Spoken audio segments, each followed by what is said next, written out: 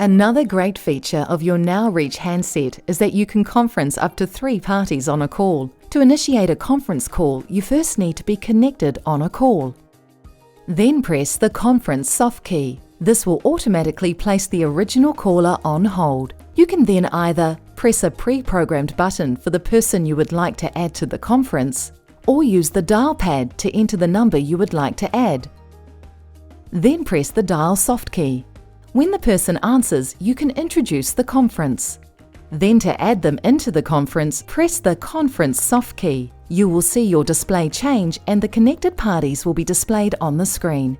If you need to remove participants from the conference, you can use your navigation keys to select the participant. You will see them highlighted blue. Then press the Drop soft key to remove them from the conference. If you would like to leave the conference and allow the participants to continue to communicate after you hang up, press the Leave soft key.